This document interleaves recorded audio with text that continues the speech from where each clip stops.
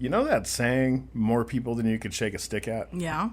I've secretly been testing that phrase my entire life. I know, you use that a lot. Yeah. Well, thus far, though, I haven't run into a crowd of people that were, had strong stick-shaking feelings one way or another.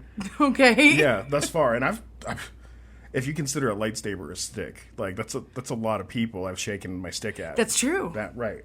So I have to ask myself, what's going to happen when you do run into too many people, more people than you can actually shake a stick at? Your mind goes to dark places. Right. Well, will it be like a Frankenstein versus villagers kind of situation with pitchforks and torches? Once you reach that, if there's 29 people and the 30th person shows up, all of a sudden they've got pitchforks and torches kind of situation. Mob mentality, yeah. Or will somebody in the crowd be like, hey, knock it off, you're making us uncomfortable, in the crowd. I mean, in this day and age? Right. I mean, there's got to be a warning. I don't know. I guess I'll find out someday. Dun, dun, dun! Welcome to the Elusive History Podcast. You found us. We are a hard-to-find podcast, harder to find than a breeding female in a mushroom village full of Smurfs. I'm your host, Hopscotch Enforcement Officer, and Sacred Hand of the Squirrel High Council, Levi Van Scoik.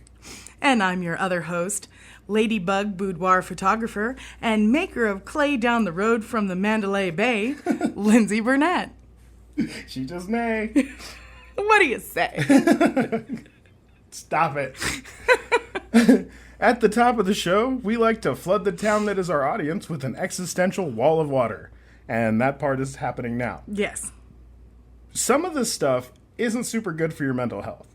So, if you need to take a break and go touch grass, listen, we get it. Some of this stuff can be pretty rough. And this week is definitely included in that. Oh, yeah. I think, this one might even need a secondary warning. There are few places on this earth that evoke that feeling of being cursed quite like Lake Lanier, Georgia. Mm-hmm. As a matter of fact, when we were first coming up with the idea for this podcast, Lake Lanier was one of the first things we knew we had to cover. Absolutely.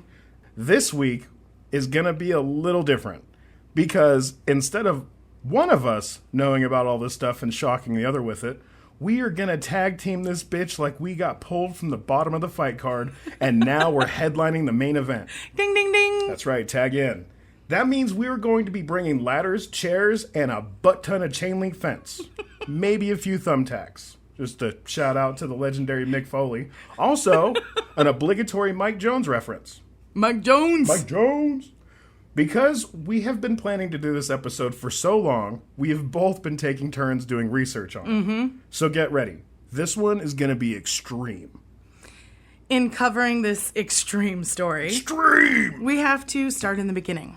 All the way back. In northern Georgia, just 60 miles from the state's capital of Atlanta, you can find Lake Lanier. But please don't. Please do not find this place even by accident. Yeah, stay away. Yes. But in the 1830s, the land was originally inhabited by the Cherokee. Mm-hmm. Beginning this story of blood and sorrow filled the staining of the land with land lotteries. Oh, gross. Basically, what land lotteries were was the government gave a stamped document, so a piece of paper with a seal on it, basically. You mean like a sea lion or like a seal or like a... Like a wax seal, stamped. Oh, yeah, okay. Oh, that kind of seal. Yeah. Okay. Because it would be wild if they had a piece of paper and they gave it to you with a large, water... I don't know. It could have been made of seal skin. It was a wild time. Okay. Anyways. It was wild. So the stamped document gave the people the right, quote unquote, to the land that the native people lived on. Uh-huh. Basically because the natives had no legal rights under the eyes of the U.S. government at the time. Or for a long time after that. That's true. Because, spoiler alert, they would do the same thing in... Well, every other state after that. Mm-hmm. Yep. This actually was the precursor for what you're talking about, because in 1838, President Martin Van Buren and Major General Whitfield Scott led the forced removal of the natives on Andrew Jackson's policy to relocate Eastern natives, also known as the Trail of Tears. Yep. They rounded what was left of the Cherokee tribe up and put them on wagons and forcefully relocated them to a reservation in Oklahoma. Which, what I just referenced, is right after these people, these poor people that went on, well, a war crime, just a war crime walk. Yeah. They get there just in time for just in time to get settled for the land grab that was going to come. The Sooners. Do you know In where Oklahoma, yes. Do you know why they're called Sooners? Because they pushed past the boundary line, and exactly. they got there sooner than the other one. So, like, cheats on top of stealing thieves. And then they wound up pushing these same people further and further off of the land that they said, okay, well, you have to move out of Georgia to Oklahoma. Right. Now let's put you in tinier and tinier boxes. Yep. Oh, I hate it here. But the very precursor to the Trail of Tears happened around where Lake Lanier, Georgia is. So lots of blood, lots of sorrow, lots of pain, right? So like I said in the beginning, cursed. Yeah. Just cursed. The white farmers that then moved in, lived and worked on the land for around 30 years or so. Mm-hmm. But then Reconstruction happened in 1863 and 1877, and then Oscarville emerged. Wait, you're just going to gloss over, like, slavery? Well, so that's the thing. Like, the Civil War happened, right? Right. Reconstruction happened. Right. And black people were then allotted land because before the Civil War, virtually zero black people owned land. Right. But by 1910, black people had accumulated more than 16 million acres of land. I ran across an article that said that by 1997, over 90% of that land had also been lost. During Reconstruction, it was actually, there were some really cool things that happened during Reconstruction. People that previously had been enslaved were able to open their own businesses, buy property. Some even got elected to office, became lawyers. Like, it was a golden age that was stolen from them so quickly. Like, And it was violently. So violently. And the bad thing was, if we could go to the alternate timeline of what would have happened had Reconstruction just been the way it was for the future, where, like, everybody... You mean continuation of Reconstruction rather than it being stolen by... Right. Like, you know, there had to have been an evolution that would have happened after Reconstruction where people, you know, had to have gotten better. Absolutely. In the alternate timeline, not the Yeah. one we live in No. now that's shitty, that we don't have, you know, I don't know, moon boots anymore or pogo balls. Anything fun? Yeah. I don't know. I think that a lot more happened that was bad besides that. Oh, yeah. Yeah. And yes, you did say glossing over, but there is so much history that happened in that time. I'm just trying to give the bullet points. I'm trying to add the fact that this cursed land was the land that a lot of people were subjugated on, as well as were taken away from other people. Yes. So this is just a really dark part of the U.S., like just a nasty, cursed area. Okay, sorry. No, I appreciate you adding that. Yeah. Many of Oscarville's residents had been freed from slavery after fighting in the American Civil War. Heroes. Yeah, absolutely. So this is reminiscent of Tulsa's Black Wall Street as well. Like, Well, Tulsa's Black Wall Street happened just a couple years after this incident. right, So, but I'm probably not alone in finding out about Black Wall Street from watching The Watchmen and being like, yo, what is this? And then finding out that was real, and that was probably one of the only ways that they could have portrayed it for so many Americans to view and be like, what happened? Right. Because we didn't learn about any of this stuff in history class, and I was in advanced history. And well, you know, even with myself being homeschooled, I did not learn this stuff, and I was an avid library goer. I loved history books. The depth of the history that I'm currently learning now in my 40s. Oh my God, yeah. Had I been taught this in school, it would have painted my idealisms completely You would different. have been radicalized from the crib. So would you? Yeah. Yeah. I think that's why they do it. Yeah. Well, in 1911, Oscarville had 1,100 residents. 109 residents rented farms, and 58 residents owned land. Oh, wow. And those were black residents, by the way. Yeah, Oscarville was completely 100% all black. So I just real quick, I need to add an asterisk because I've found arguments on that. There were some residents that were not black. Okay. So, but they didn't say whether they were landowners, Hispanic, any other mix other than white. They just specifically this territory, this land was owned completely 100% by the black residents that live there. Yes. It seems that that's what I've been finding. Yes. Anyway. So by 1912, the town was filled with skilled craftsmen like carpenters, metal and brick workers, miraculous farmers who grew in abundance from the land. Gee. They were, by all accounts, thriving. Yeah. They had active schools that taught 300 children of the town. That was quite a thing in those days to boast. That's absolutely correct. Like I mentioned before, the area was a successful agricultural area. Surrounded by an area that was not agriculturally sound at the time. Mm-hmm.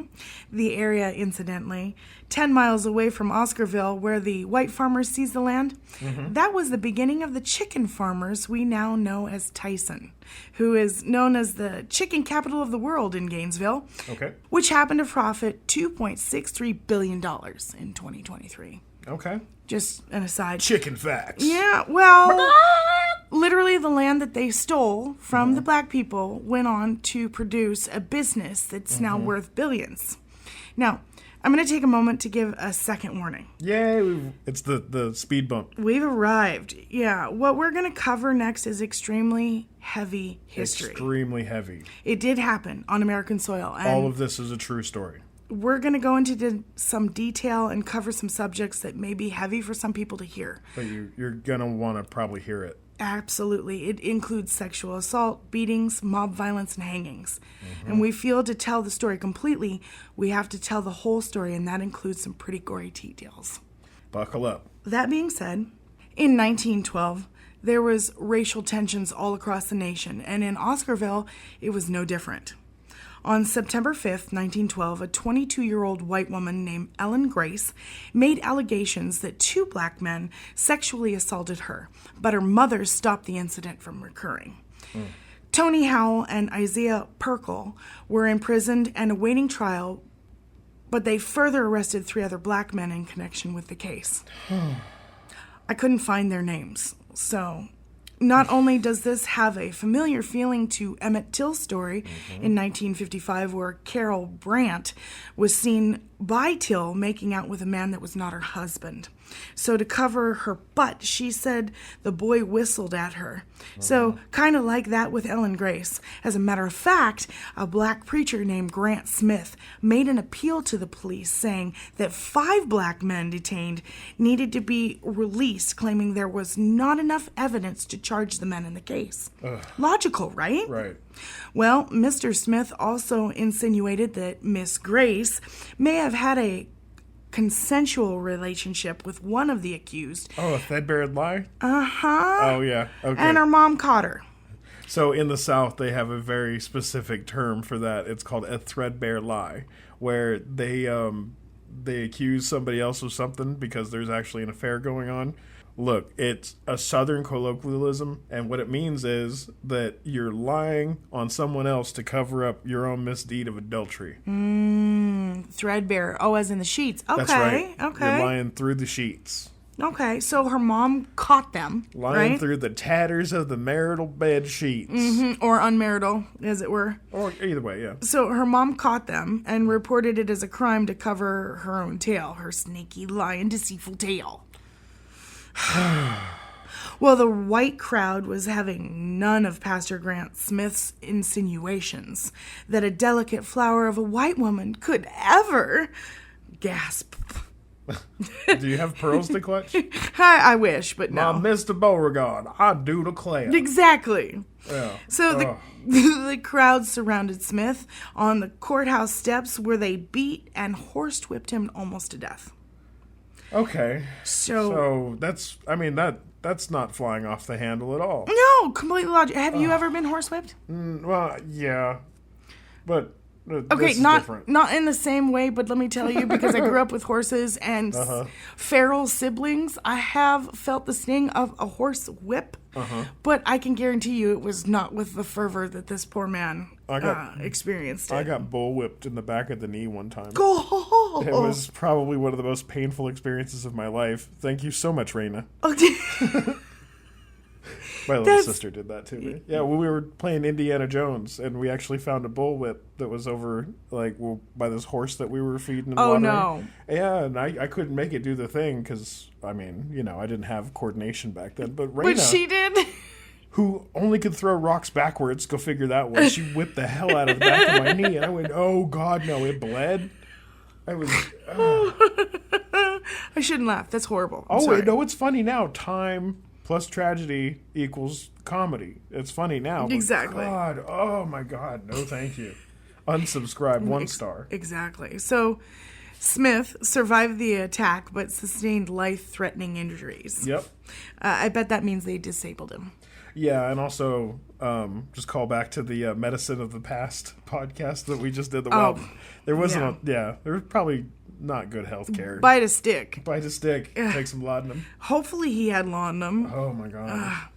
So on the 13th of September, which was just like a week or so later, Sleety Mae Crow, an 18-year-old white girl, was found beaten and raped in the woods. No. She was walking to her aunt's house and never arrived. They had found her, and she was hidden under a pile of leaves and had been beaten in the head with a rock. In the back of the head, no less. So modern forensics, I read an article that said with where she got her head hit and the fact that she was hidden under a pile of leaves, it looks like the person actually knew her. So anyways, that being aside. I don't like it. Yeah. So she was alive when they found her, but she was in a coma. And she passed away shortly before her 19th birthday. So I think she was in a coma for like 10 days or something like that. I personally find it really hard to believe that she was able to identify an attacker before she passed. Especially since she was found in a coma, correct? Yes. Okay. So there is conflicting information as to how they found the attackers. One article said that she said the attacker's name on her deathbed, which, like I said, I find it hard to believe when she's in a coma. And the other one is what we'll cover here. So at the time, it was a common response to violence for the black community to be blamed. Yeah. Black town people didn't even have to be in the same town, let alone the same place and time of the alleged events, to be swept up as a victim in unhinged violence. Are you okay? Yeah, if this is the part of the show where I'm supposed to make jokes or whatever, there's nothing, there's no. No, go ahead. okay. Yeah, So, yeah. For jokes, this is drier than a bucket of sand. Yes. There's nothing I can say. Just 1 star. One star. Don't like it. None of this is good. I hate it. Okay. Well, I just had to check in. Okay. I'm still here. So, when searching the scene where Sleety Mae's body was found, they allegedly found a pocket mirror belonging to 16-year-old Ernest Knox, who was a resident of a nearby town of Cumming. Okay. He was a resident of a nearby town, Cumming. That's the only funny thing you've said in like the last 10 minutes. Yeah, there's no S on there, so it's even funnier. Yeah. Cumming, Georgia. Yep. What? So, the night of Sleety's funeral, pissed off white people gathered at the town's crossroads, armed with sticks of dynamite and guns. For fuck's sake. Yeah. And why is it always at the crossroads is what I want to know. Anyways. I mean, that's where you meet the devil to trade your soul for your blues talent. With anger. Yeah. So they meet at the crossroads in support of Crow's parents, who were heard saying they wish to be rid of the town's black people, whom the repugnant parents referred to as the fiends of hell. Okay. Yeah, real upstanding citizens, these individuals. Ernest Knox was arrested at his house in Cumming and taken to the jailhouse where a white angry mob grew. Hearing of Sleety Mae's assault continued to agitate the crowd, and the sheriff had to sneak Knox out of the jailhouse to another jail to avoid continued violence. Didn't matter, though. It's a shell game. Just like, no, where's the guy? Exactly. In all, 6 people were arrested in connection to the assault of Sleety May. Ernest Knox, Knox's cousin, Oscar Daniels, Oscar's sister, Jane Daniels. What? Yeah, Okay. 22-year-old Jane Daniels. Oh, okay. Jane's husband, Rob Edwards, who was also known as Big Rob. He was 24. And another resident named Ed Collins. Now, they were all residents of Cumming, by the way. Yeah, which was not the town where she was. Yeah. I looked it up. It was a couple miles away, too. And in that time where you have to walk, that makes no sense. This just kind of sounds like they rounded up whoever was on somebody's very specific list. Yeah. Go figure. Yeah. So while they awaited trial, an alleged crowd of between 2,000 and 5,000 angry white vigilantes, quote unquote, showed up outside the courthouse. The sheriff conveniently went home early, later stating he had no idea about the mob. He was the guy in the front, third from the left. He was a torchbearer. The deputy tried to stop the mob, but also was outnumbered. Yeah. The crowd beat Robert Edwards with a crowbar and then hung a noose around his neck, but didn't string him up because someone fatally shot him while they were dragging him out of the jailhouse. So the crowd decided to string him up on a telephone pole as an example. They also incidentally decided to shoot him while he was hanging, which is just disgusting. None of this is good. No. Yeah. A trial of Knox and Oscar Daniels found them both guilty. And the dog has found squeaky toys. Rusty is also, I guess, in the cast of the podcast now. He wants to be a part of the He's trying story. to lighten the mood. Yeah, Sorry. right? We can't take the toy away from him, or else he will freak out. He will start barking, and nobody needs that. So also, if you're listening to this at home, like on your phone or out loud and your dogs are freaking out, we're so sorry. We are, yes. Sorry. But also, shout out to friend of the pod, the dogs out there. So, a trial of Knox and Oscar Daniels found them both guilty and acquitted Jane Edwards of her charges, after hanging her husband, of course, with no trial. In their trials, both Knox and Daniels were sentenced to death by hanging, which was illegal under state law at the time. Judge Newt Morris oversaw both the trials and was seen at the front of the mob. Yeah. Oh, I hate being... Yeah. It was the judge, not the sheriff, well, in this scenario. If the judge was there, the sheriff was holding his, I don't know, clan robes behind him, like a bridesmaid does with a train. I just assume they're just wearing really long dresses. So, in Forsyth County at the time, public death by hanging was illegal. Emphasis on public. So what did the judge do? He ordered them to build a blind for the gallows. Oh, and then they fucking burned it down. Yep, can't see us hanging them. Did it really happen though? Yeah, no, that didn't work because, like you said, the night before hanging, they burned the blind down, but magically the flames left the gallows untouched. I hate all of this story.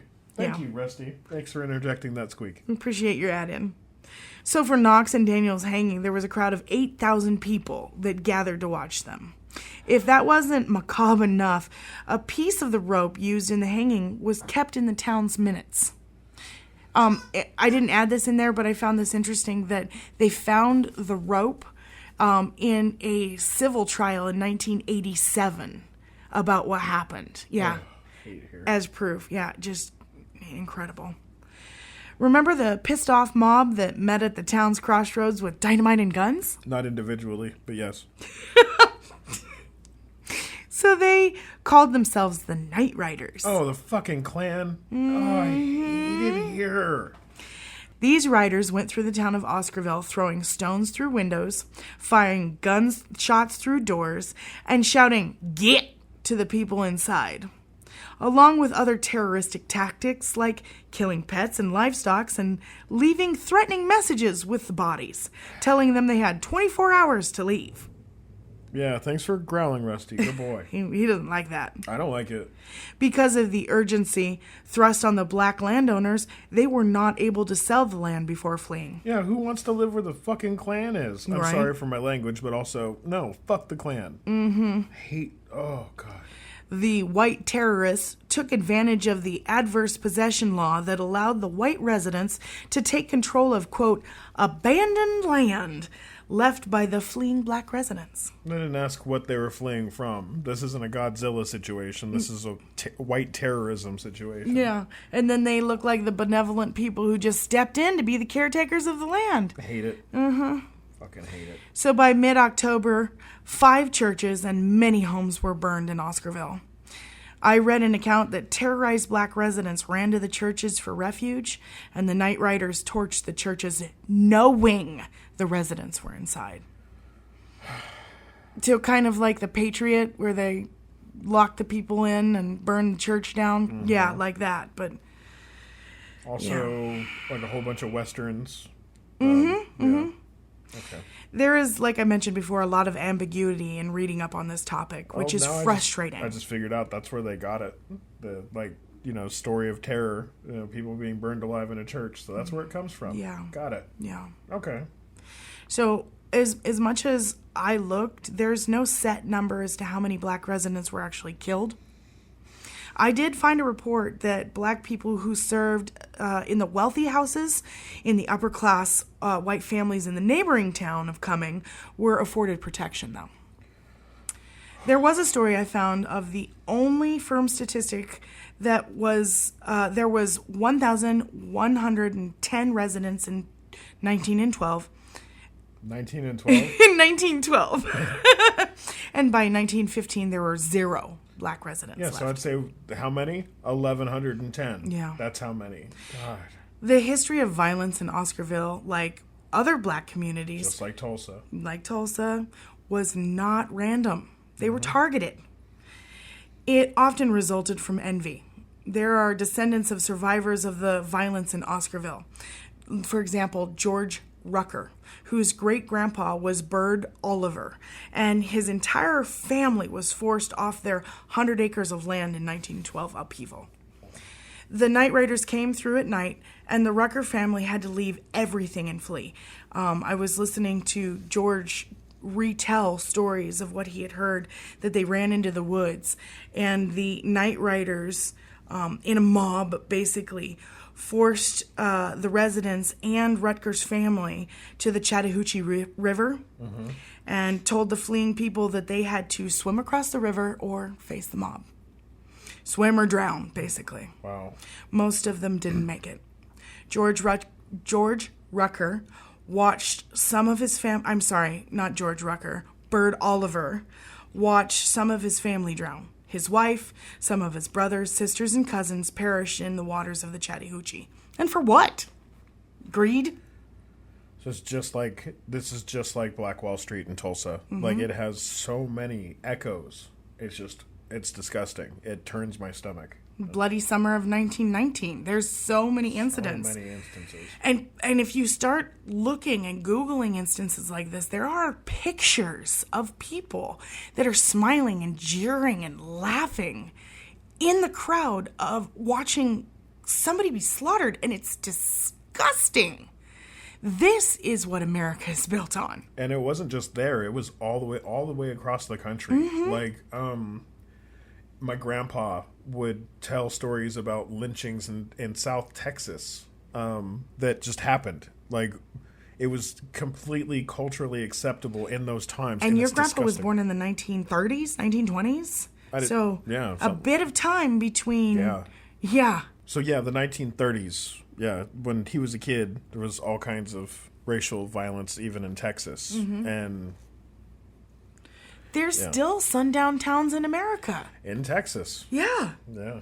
Ugh, I hate that part of our American history. That it's steeped in hate? Well, and the other thing is like, had they taught us about this earlier when we were younger, when we had time to process it, we wouldn't have this visceral, like, feeling that we have today, because it was covered up. It was kept from us. This information was hidden. Right. For a very long time.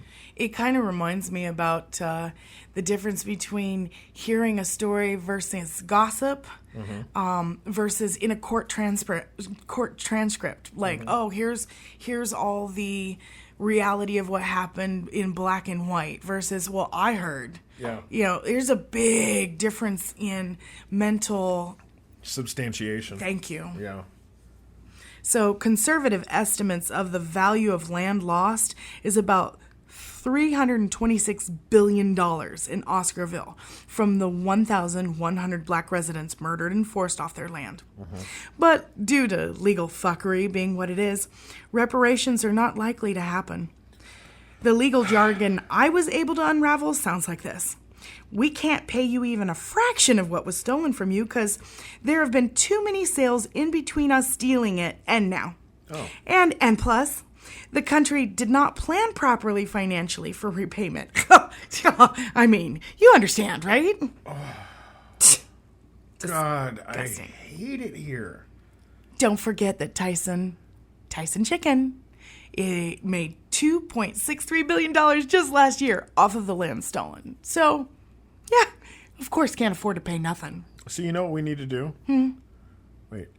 What I'm seeing in our future is like a guerrilla chicken farm, where we just like make a farm out in the woods where we like make chickens and raise eggs or Wait. My brain immediately went, wait, you're going to cross a chicken with a gorilla? But you mean like guerrilla warfare. Yeah, we'll run with our chickens through the woods. Oh, okay, okay. That's way more whimsical than where my brain went. Right, well, it's either that or we need to take an ad break.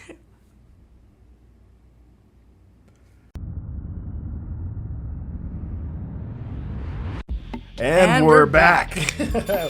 We're not doing a chicken farm. No. Not bioengineered or running through the woods with chickens. No, hold on. If we're talking about bioengineered gorilla chickens that I could raise into an army, I might be in. We're going to need more ads and sponsors if we're going to do that. To keep me from my gorilla chicken army? Not from it, to make it a thing. Oh, yeah. We could probably get away with that in Sweden. So Tyson Foods, if you're listening... We can make an army. Not that you would control. No, don't listen. No, we're going to cut that out. No, don't cut it out. We need them to get into a false sense of security when our gorilla chicken army takes over the breeding warehouses to like free their brethren that can't walk because they're genetically modified to be more breast than legs.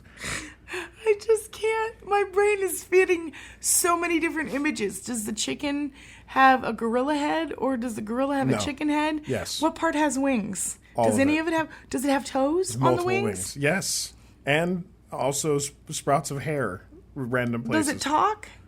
Do gorillas talk? Does it fly or? Do gorillas fly? Do chickens fly? Why would it be able to fly? My head's broken. Okay. Well, while your brain is broken, I'm going to take the mic. Here we go. Oh, no. Lake Lanier, which should be called Lake Lanier, the Gates of Hell. Oh, good one. Thank you. Like most lakes in the United States, is man-made.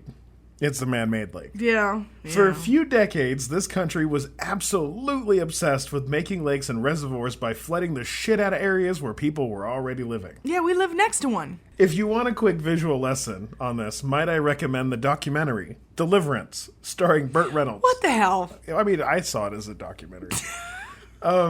It's the story about a group of friends that planned one last canoe trip down the river before the Tennessee Valley Authority is supposed to flood the whole area to make a hydroelectric dam or whatever. Mm-hmm.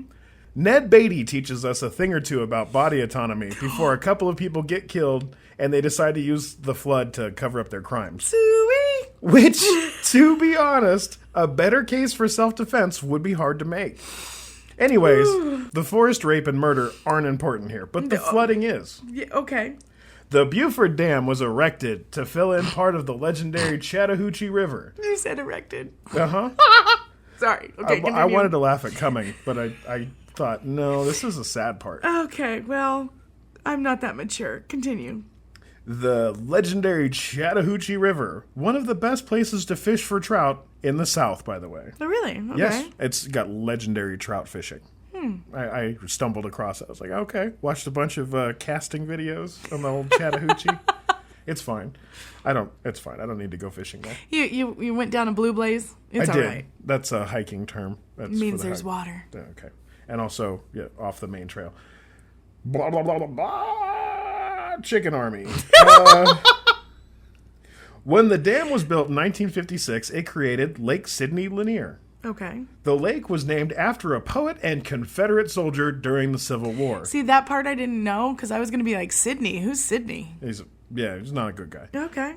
Just a short 50 miles away from the Stone Mountain, which features the country's largest Confederate monument, which was defaced beginning in 1915. Oh, cool. And completed in 1972. Oh, wait. Wrong kind of defacement. Oh. Yeah, because they carved in, the ugliest scene you could I get that now. I was like, oh, they ruined it. Oh, no, wait. They mean really they ruined did the mountain? ruin it, yeah. Okay. The point is, they were both created under the racist spirit of the day. America. And kind of the same time, too. Oh, God. One of them was carved to honor and enshrine traitors, and the other was created to cover up some of their crimes. Of course. The act of which is said to have stained and cursed the whole area. The evidence of which seems to be the lake's desperate hunger for the living. More than 200 people have died between 1994 and 2022. Oh, my God. That's insane. Yes. Wait, what? Yeah, more than 200 people have died between 1994 and 2022. That's holy shit, a lot of people. Just this year alone, we've already seen 2 drownings this year alone. Okay. Like, this lake eats people.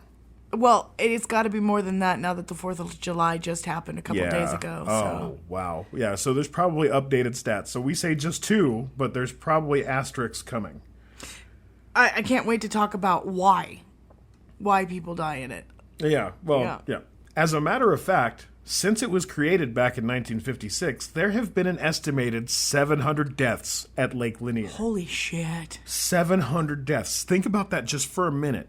That's a lot of lives lost. I don't know of anywhere else on the earth, besides like irradiated wasteland zones like Chernobyl, where you could guarantee that many deaths. That's why evidence, Exhibit A, Your Honor, this is cursed earth. This is cursed earth. Stay away from the lake. Much like the Tulsa Race Massacre on May 31st to June 1st of 1921, something disgustingly evil happened here as well. Yeah. You just talked about that. Yep. As a matter of fact, keep the Tulsa Massacre in your mind for a minute just because this is important. This is just like the Tulsa Massacre, but instead of bulldozing the area and running a freeway through it, they flooded it. Mm-hmm. Oscarville, the place which the poor local white inhabitants were not willing to accept, so they burned it to the ground. Yeah. That's what they used this lake for. Like, even reading back, they were like, well, we got to kind of cover this thing up. Mm-hmm. That's why this area was slated. There was also, I don't know if you covered this no, you didn't. Okay. There's actually a pre-Mississippian burial mound. No, I didn't cover that. That they just found in 2015 that they also found out the planners knew about. They knew it was there, and they chose to flood it rather than to expose people to the artifacts and the fact of the ownership of the land. Mm-mm. So they just decided to go ahead and just flood it. So we're not just talking about Oscarville. We're not just talking about the burial mound. We're not just talking about the Cherokee, the displaced, and the Cherokee remains. So like Poltergeist, the whole movie is based on them building a house on a graveyard or an Indian burial ground. This whole lake is one big burial ground because I watched videos of these guys that were doing dives at Lake Lanier, and when the water is clear, you can see the headstones, you can see the churches, you can see, like, the trees are still there. They have some trees in there that are 60 foot tall and still standing up. Still standing up. Which is one of the reasons why there's Hold on, we're not there yet. What happens, So, this whole area that is just cursed. And also, admittedly, this reservoir was never meant to be a pleasure zone. This was never meant to be a recreation area. It was supposed to just hold water. You weren't supposed to be on top of it, basically. Right. It was meant to hold water for Atlanta and most of the southern Georgia, most of the area in southern Georgia for, like, farming and whatnot. So when these resorts start popping up, this is where you start to see a problem. This is where the deaths really start going. Before, there's the lady in blue. I did not write her name down. So I'm just an apparition or a boat. Apparition. Okay. So she was. It was based on an actual real lady. Her and her friend. were driving